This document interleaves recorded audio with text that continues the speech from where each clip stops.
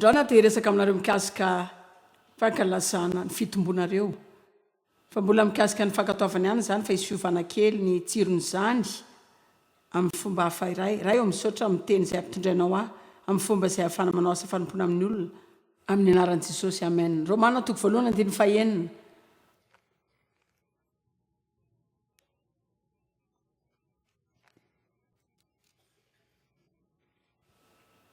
Tika teny hafa ao Baiboly no ampianariko.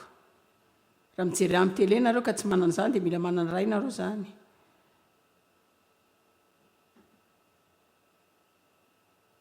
Marina tokony miverina kely mandiny 5 mba ahazonareo azy tsara. Izay nandraisanay fahasoavana sy maha-apôstôlanay ahatonga fanekena ny finoana voninahitry ny anarany any amin'ny jentilisa rehetra. Tsy mandray ny finoana fotsiny isika fa mila mankatoavintsika koa ny finoana. Dia ataovy mpianatra ny firenena rehetra ao amin'ny anarany, ao anatin'izany nareo voantso ho an'i Kristy Jesosy sy nasaina mba ho azy ihany koa. Tiako mihitsy ireo zavatra mahafinaritra izay voakantika teny hafa amin'ny Baiboly. Antsoina isika amin'izao maisy antsika izao. Aza mampisaina izany hoe mila mihatsara aloha isika. Izay vao afaka ny anana fifandraisana amin'i Jesosy, mihevitra ireo olona maro izay miaina ivelan'ny fifandraisana amin'Andriamanitra aho heverin'izy ireo fa ireo zavatra rehetra izay ilaina eo amin'ny fiainana no ezany aloha mialohan'ny ananany fifandraisana amin'Andriamanitra, fa tsy ho azonao zany ireny raha tsy eo aloha Andriamanitra. Ka ekeny aloha ianao amin'ilay toeranao zao fa tsy tia ny hijanona amin'ny toerana misy anao io ianao. Amen. Zany midika fa fotoana andraisantsika ny Kristy dia mifindra ao amin'ny fivainianana isika. Fivainianana izay andehanantsika mitombo ho amin'ny fitondran-tena tsara. Rehefa mandray ny Kristy ho mpamonjy antsika isika dia hamarininy ao aminy isika. Fahamarinan'Andriamanitra izay apetrany eo amin'ny fanahintsika. Fahamasinany, fahatanterahany, vokatry ny fanahy, ny hatsarany, fanantenana, hafaliana, fiadanana, zany zavatra rehetra zany rehefa kristianina ianao dia ao aminao. Azao isika mila mianatra amin'ny fomba fiainao anaty ao. Iainantsika toy ny masom-boly ireny ireo zavatra mahafinaritra rehetra ireo. Dia mila ianarantsika ny fomba fiasany miaraka amin'ny fanahy masina. Fanondrana ny masom-boly amin'ny teny. Mianatra mamela ny fanahy masina hiasa amintsika eo amin'ny fiainantsika, dia avy eo tsikelikely, voninahitra makany amin'ny voninahitra, isanandro no ivoaran'ny toetrantsika. Tena zava-dehibe mihitsy. Mialohan'ny ezahanao anaovan-javatra mikasika amin'ny fitondran-tenanao, ny ahafantaranao hoe izy ianao amin'ny Kristy. Mbola tiako averina ihany zany, zava-dehibe manan-danja. Mialohan'ny ezahanao manao zavatra ho an'ny fitondran-tenanao, tsy mba anao sokelo anao kory ny fandraisana ny Kristy ho mpamonjinao, dia avy eo ianao manao izay anaovanao ny tenanao ny amin'ny 20 taona manaraka. Satria ny hany ho azonao dia fahatezerana kokoa. Satria Andriamanitra tsy melanao anao zavatra tsy misy azy zany. Voalohany ianao mila mianatra hoe izy ianao amin'ny Kristy, mila mianatra ny fitiavan'Andriamanitra ianao.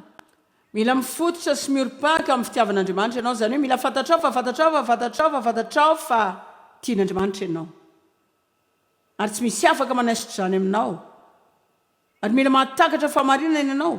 Ary ny fahamarinana aloha voalohany indrindra dia apetraka Andriamanitra amintsika amin'ny alalan'ny fahasoavany, manao antsika ho marina ao aminy izy. Manao antsika ho masina ihany koa. Manao antsika ho tanteraka ao amin'ny fanahy izy. Andriamanitra tsy mba mangataka antsika manao zavatra izay tsy nanomezana antsika ny fahafahana manao zany aloha. Ka Andriamanitra tsy hangataka anao mba hanana fitondran-tena tsara. Raha tsy efa manao anao ho marina ao anaty aloha, manjary lasotra ny olona mangataka rano amiko nefa za tsy manana rano akory. Tsy afaka manome zavatra izay tsy hanananao ho an'olona ianao. Sao, tena zava-dehibe ny karazana fifandraisana izay hananantsika amin'ny tenantsika. Satria veriko ihany tsy afaka manome zavatra tsy hanananao zany ianao, ka raha tsy tianao ny tenanao tsy afaka ny tiany hafa ianao. Raha tsy hajainao ny tenanao dia tsy mba naja olon-kafa koa ianao. Tiantsika Andriamanitra, tiany ho raisitsika izany fitiavana izany, mianarana ny fomba fitiavan'ny tenantsika amin'ny fomba mirindra. dia avelao zany okrino amintsika mila manana tanjony sika ary mino fa voalohany amin'izany dia tokony fitiavana ny olona za tena mino fa zany resany zany dito vavao no meko anareo dia mba hifankatiavanareo tahaka ny tiavako anareo mba mifantatry ny olona rehetra fa mpianatra ianareo zao ny baiboly mitena amintsika mba ho tanteraka sika dia ndao jerena no Matthieu 5:7 amin'ilay dika teny hafa izay milaza fa satria rehefa namaky izany tamin'ilay King James dia mampatahotra azy zany za tsy milaza fa nyveo King James dia mampatahotra fa nila natakatra koa izay dikan'izany aoka ho tanteraka ohatrany hoe Andriamanitra ho miezaka fa isan'andro diso foana dia namaky izany indray oka ho tanteraka dia nanakatra nanandrana tena ifoa dia niezaka mafy androany fa rehefa tapitry ny andro iny dia mandeha matory dia mahatsiary tsy fahafahana sy korotana misy ohatr'izany ve aminareo Matthieu 5:7 nanampy atakatra izany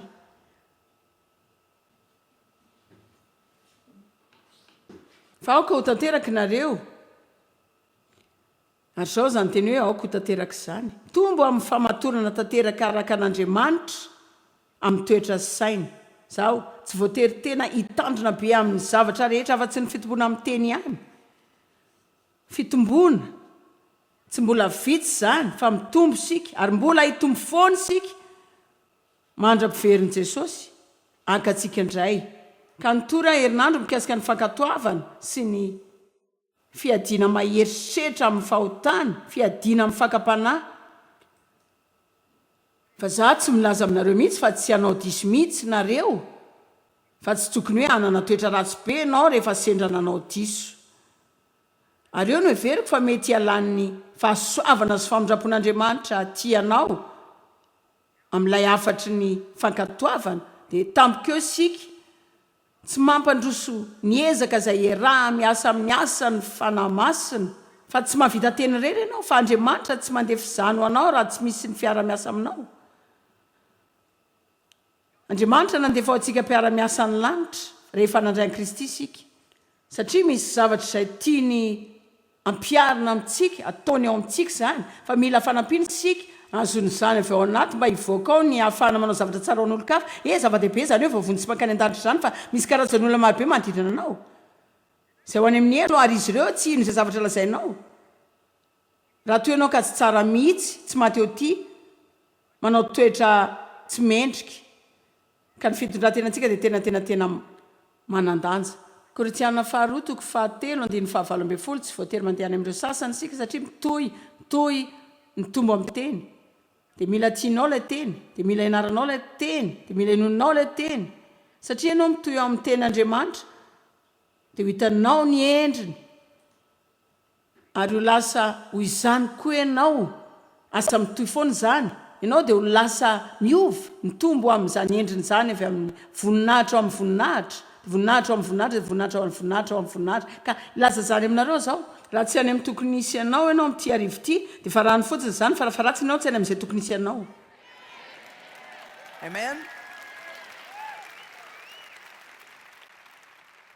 fa tsy hiteny fotsiny sika hoe Andriamanitra manaiky amin'ny mahazao mandray antsika arak'izao izy fa ny tiany dia tsy tiany hijano amin'izao toerana misy antsika izao sika ny olona tsirairay avy dia mila miasa miaraka amin'ny fanamasina mba hanana fitondrantena tsara sy fifandraisana akaiky amin'Andriamanitra amen bolana 4:9 milaza fa ny lalany manana dia toy ny pokandro maraina izay mihamazava mandra-pitataovy vonan'ny andro afaka miverina mijery ny taona lasa ve ianao ka milaza fa ny voatra raha hoarina amin'ny taona lasa mihatsara fitondrantena maharitra kokoa manolotra kokoa tsy tia tena loatra tena miasa amiko mihitsy Andriamanitra tokony afaka ny anao zany sika rehetra fa ny tiany dia vola atao dia ny andehananao rery samaraina dia mampatsiahanao izay mbola alavelany anao tsy vitanao tsy vitanao dia avy eo ianao mila mamantatra hoe izy ianao ka rehefa lazaina anao izay tsy vitanao dia afaka lazainao azy hoe izy ianao fa mila mianatra mamaly devoly ianao izay no mahatonga ilay borikeliny antsoina hoe ny zava-miafy ny herin'ny fitenenany ten'Andriamanitra mafy ny soratana zany dia hanampy anao hianatra ny fomba famaliana ny devoly tenin'Andriamanitra dia sabatra ka rehefa mianatra amin'ny teny zany amin'ny finoana eo amin'ny vavanao ianao dia misy zavatra miova fantatra fa efa zatra soratra masina izao ianao raha tonga atao amin'ny tenin'Andriamanitra efa ela ianao fa na zany artiko tsika jery izay ny tenen'ny Paoly amin'ny Filipianina 4 lay andiny tena malaza zany manadino izay aorina ka miezaka anatratra zavatra eo aloha. Filipiana 7 andiny faraky amby folo ka hatramin'ny fefatra amby folo.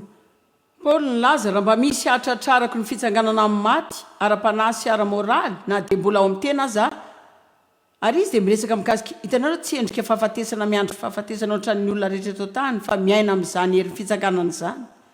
Ary izy milaza hoe tsy toy ny efa nahazo sahady ao na efa tanteraka sahady fa miezaka ndrehetra ilaza hoe miezaka tsy toy ny efa nahazo sahady na efa tanteraka sahady fa miezaka hiazon'izay ny azona ny Kristia. Raha lahy tsy mbola ataoko tsy nataoko fa nahazo ny tena fa zavatra iray loha no ataoko zany ny tanjona tokana manadino izay zavatra ao aoriana ka miezaka anatratra izay zavatra eo aloha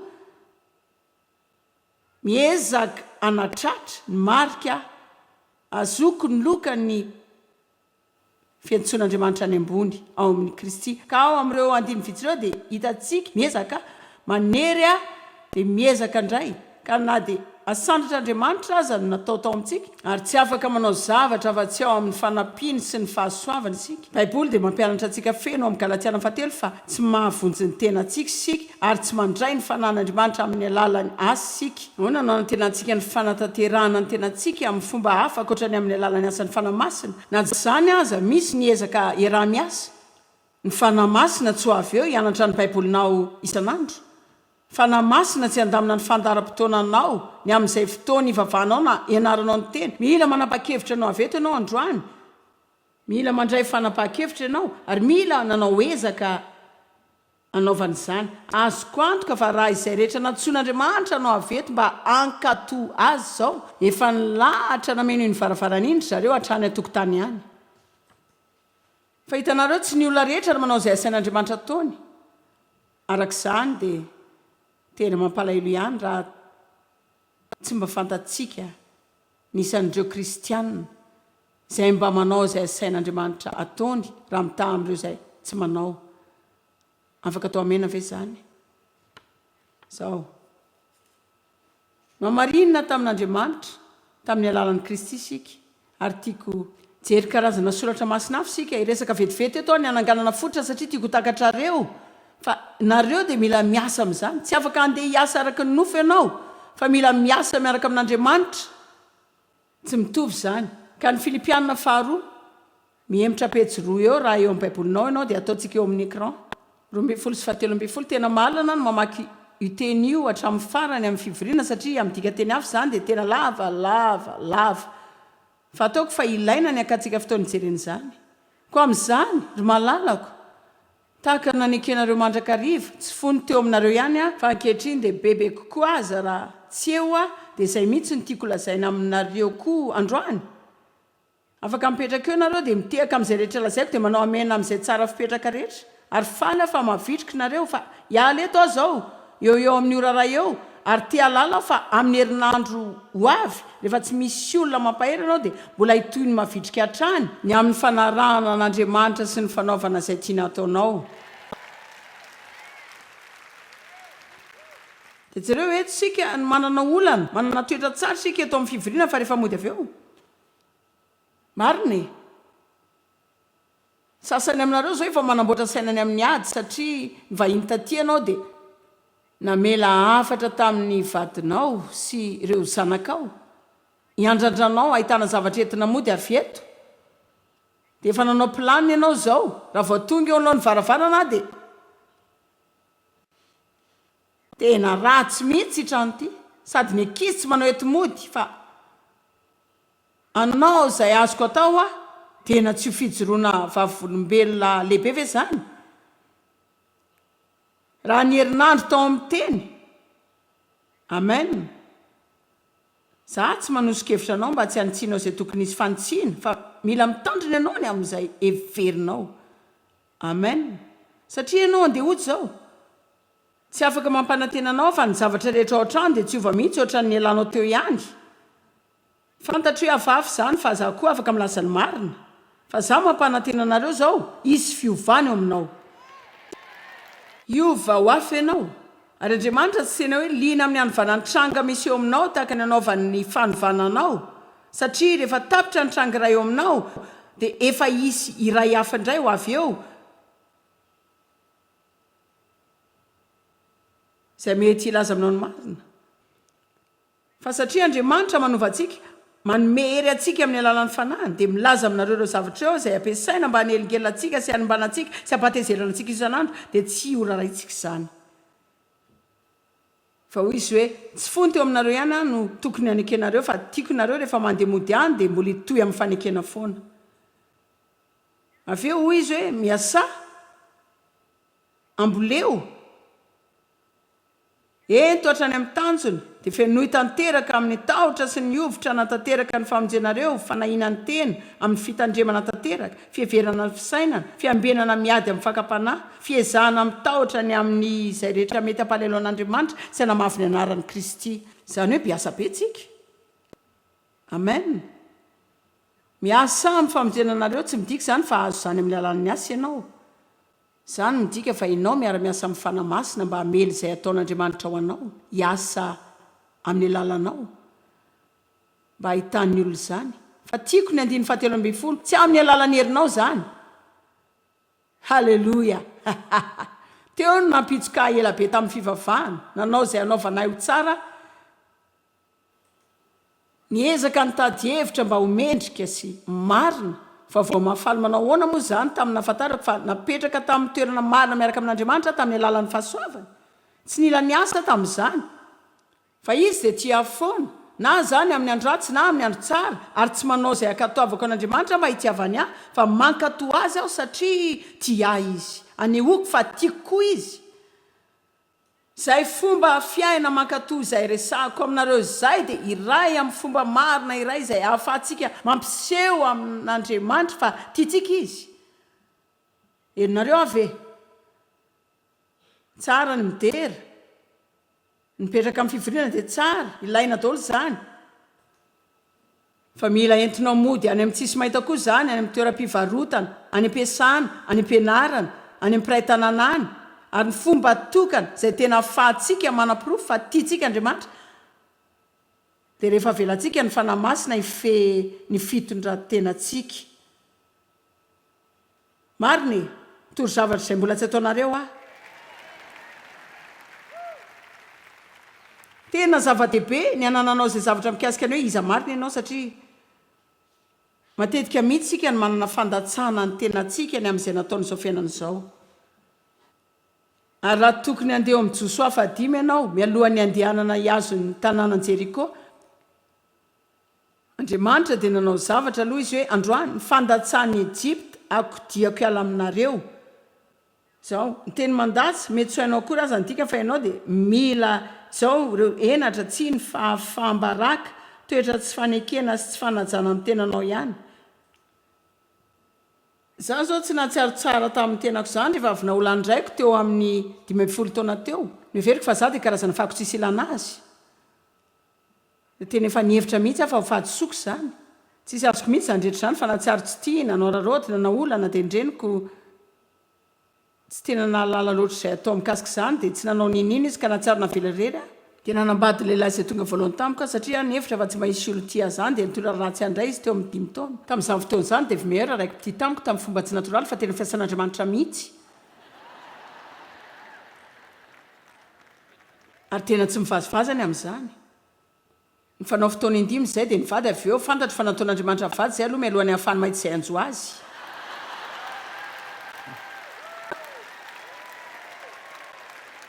dia nisy fotoana izy tahaka ireny hitanareo amin'ny sary mihetsika romantika ireny raha vao nahita voalohany izy dia fantany fa za ilay vehivavy tia novadiana dia tena asa avy amin'andriamanitra zany satria za koa tena olakinga sy mihetsiketsika mihitsy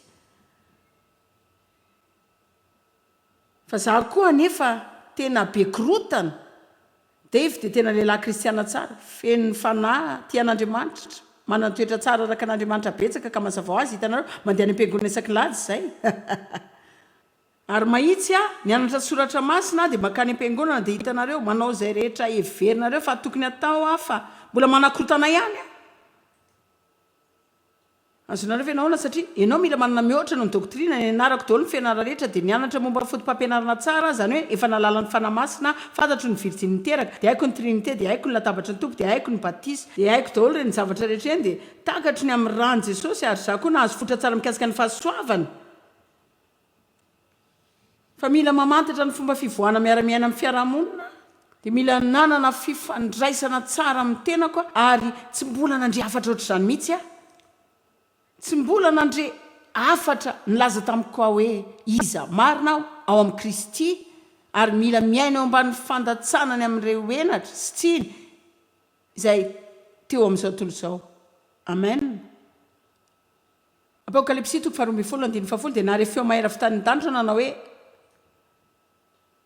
ankehitriny dia tonga ny famonjena sy ny hery sy ny fanjakan'Andriamanitsika fitondrany fanjakana ary ny fahefan'ny Kristiny fanapahana fahefana nahoana satria ilay mpiapanga ny rahalahy izay mitondra fanameloana ny voafidin'Andriamanitra dia nazera efa nazera izy karoviny zany ny hery ny tonga amin'ny fiainantsika rehefa tena milaza sika hoe tsiry dia voly tsy miaina eo ambany fanameloany zany a zaho aloha dia tsy hanao fandiniana ny zavatra rehetra matetika foana tsy izy a Andriamanitra nalala izay tsy vitako tamin'izy ny antso ahy hifandray aminy. Andriamanitra tsy gaga mitoetra antsika izany. Amen. Tiako izany.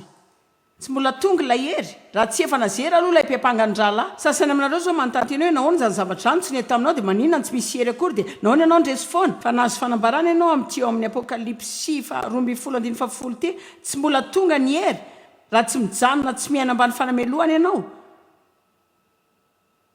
fa zao amin'ny lafiny iray mila mahazo fandresen-dahatra ianao ary mila tianao zany dia mila entinao ambavaka izany.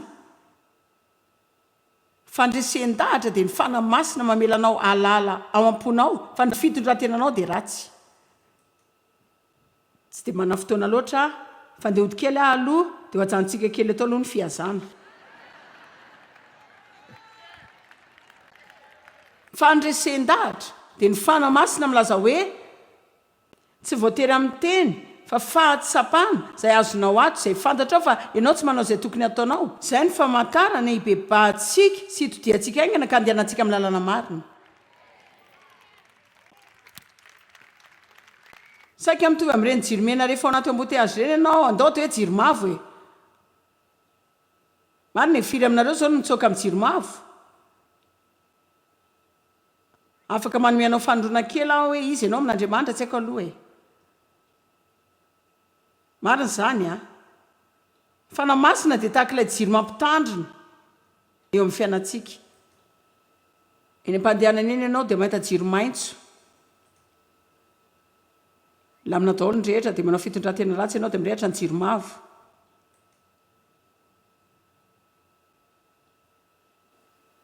Ka raha manao ny fifandraisanao amin'Andriamanitra tahaka fitondrana fiara dia efa maika ianao izay dia mihevitra hoe tonga dia alefako ity. Dia izay ilay miteraka loza be da be. Marina izany e. Amen.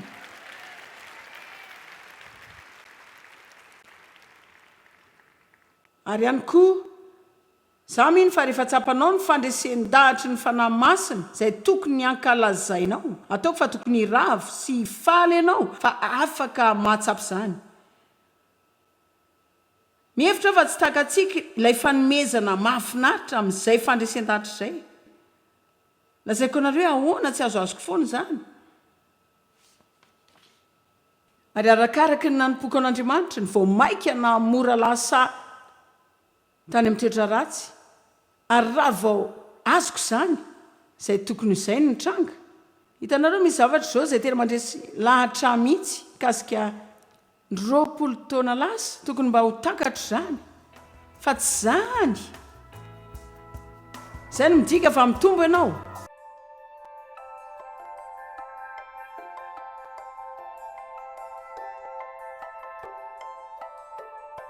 Ity programa manaraka ity dia novidinina namana mpiara-miasa amin'ny ministera Joyce Meyer.